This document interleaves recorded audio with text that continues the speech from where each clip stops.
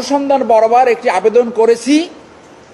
একটি পত্রিকায় প্রকাশিত হয়েছে অক্টোবর 2024 থেকে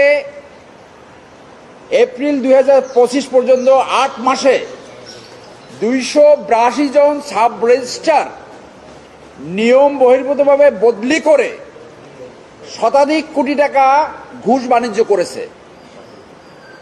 এবং কখনো কখনো এমন হয়েছে 3 মাসের মাথায়, এমনকি 3 দিনের মাথায়ও এ গ্রেডেরটা সি গ্রেডে, বি গ্রেডের সি গ্রেড অথবা সি গ্রেডের যে সাব রেজিস্ট্রার তাদেরকে এ গ্রেডে, অর্থাৎ কোনো নিয়ম নীতির তোয়াক্কা করা হয়নি। এছাড়াও এই শামসুদ্দিন মাসুমের দুর্নীতি তত্ত্বাবধায়ক সরকারের সময় ছড়িয়ে পড়ছে। এটা ওপেন সিক্রেট, সবাই জানে যে কোথায় কোথায় সে দুর্নীতি করেছে। আমরা বিশ্বাস করতে চাই আসিফ নজরুল সাহেব এই দুর্নীতির সাথে যুক্ত নয়, কিন্তু যেহেতু পত্রিকায় লিড নিউজ হয়েছে, আমার এই আজকে আবেদনের ভিত্তি হলো এই পত্রিকার লিড নিউজ। আপনারা দেখতে পাচ্ছেন লিড নিউজ। এই লিড নিউজে যেহেতু তার নাম আসছে, আমি আশা করব উনি একজন শিক্ষক মানুষ, উনি এই অনুসন্ধান ফেস করে উনি জাতির সামনে দেখাবেন উনি কোনো দুর্নীতি করেননি। এবং তার এই ঘটনা আমাদেরকে স্মরণ করিয়ে দেয় 2001 সালের যে কেয়ারটেকার গভর্নমেন্ট আসছিল, সেই সময় একজন বিচারক, একজন অ্যাডভাইজার ছিলেন।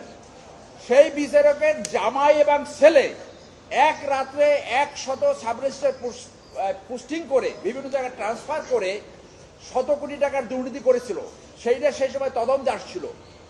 যে পরিবর্তনের আকাঙ্ক্ষায় 5 আগস্ট সংগঠিত হয়েছে, একজন তত্ত্বাবধায়ক সরকারের অ্যাডভাইজারের বিরুদ্ধে যদি এই অভিযোগ আসে, এটা জনস্বার্থে, দেশের স্বার্থে, এটা অবশ্যই অনুসন্ধানের মাধ্যমে নিষ্পত্তি করতে হবে। সেই জন্য আমরা আজকে এই আবেদনটা করেছি। আশা করি দুর্নীতি দমন কমিশনের চেয়ারম্যান এবং নতুন কমিশন যখন আসবে, তারা অতি গুরুত্বের সাথে এই বিষয়টি অনুসন্ধান করবে এবং আইনগত ব্যবস্থা গ্রহণ করবে। আমি বাংলাদেশের একজন নাগরিক হিসেবে আর্টিকেল 21 অব দ্য কনস্টিটিউশন অনুযায়ী আমি আবেদন করছি। আপনারা জানেন এর আগে আমরা শতাধিক আবেদন করছি দুর্নীতি নিয়ে ব্যক্তিগতভাবে আমাদের চেম্বার থেকে, এবং আমি ব্যক্তিগতভাবে গত 15 বছর ধরে দুর্নীতির বিরুদ্ধে কাজ করছি। যেখানেই দুর্নীতি সেইখানেই আমরা ব্যবস্থা নেব। আমি নিজেও দুদকের লয়ার। ডিসপাইট অফ দ্যাট, আমার যে নাগরিক দায়িত্ব আর্টিকেল 21 অনুযায়ী সেই দায়িত্বটা আমি পারফর্ম করছি। এবং আপনি জানেন যে দুর্নীতি দমন কমিশন 3 ভাবে যে কোনো দুর্নীতির ইস্যু অনুসন্ধান নিতে পারে। সেটা কি? 1 হলো তারা সুমোটো নিতে পারে, 2 হলো যে কোনো পত্রিকার মাধ্যমে যদি পায়, 3 তারা আবেদনের মাধ্যমে, কার কোনো ব্যক্তিগত আবেদনের মাধ্যমে তারা এই অনুসন্ধান শুরু করতে পারে। 3টে এখতিয়ার রয়েছে এবং জনগণের একটা দায়িত্ব রয়েছে। তারা যদি দুর্নীতির কোনো খোঁজখবর জানে, তারা অবশ্যই দুর্নীতি দমনে সেইটা অনুসন্ধানের জন্য আবেদন করা উচিত। আদারওয়াইজ বাংলাদেশের দুর্নীতি আমরা নিবারণ করতে পারবো না। আমাদের এই দুর্নীতি বাংলাদেশের জিডিপির 2 খেয়ে ফেলছে। দুর্নীতি ক্যান্সারের মতো ছড়িয়ে পড়ছে। দুর্নীতি প্রতিরোধ করার দায়িত্ব প্রত্যেকটা নাগরিকের। এই নাগরিকের অংশ হিসেবে আমি সেই দায়িত্ব পারফর্ম করছি। ধন্যবাদ।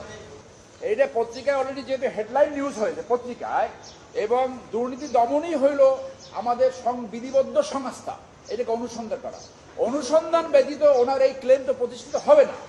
যেহেতু পত্রিকায় লিড নিউজ হয়েছে এবং এইটা মিডিয়া ট্রায়ালের ব্যাপার না, এটা জনগণের রাইট টু নো, জনগণের জানার অধিকার। এবং মিডিয়া ট্রায়াল, ওনাকে তো আমি নিজেই বললাম যে আমি বিশ্বাস করি উনি হয়তো এই দুর্নীতির সাথে জড়িত না, কিন্তু সেইটা ক্লিয়ার হবে কিভাবে? একমাত্র দুর্নীতি দমন কমিশনের অনুসন্ধান শেষে আমরা উনি ক্লেম করতে পারবে উনি এই দুর্নীতির সাথে জড়িত কিনা। ওনার স্টাফ যদি উনি নিয়ন্ত্রণ না করতে পারে, এমনকি এই তথ্য আমাদের কাছে আসছে সেটা আমরা বলি না যে ওনার লাইব্রেরিয়ান পর্যন্ত এই পোস্টিং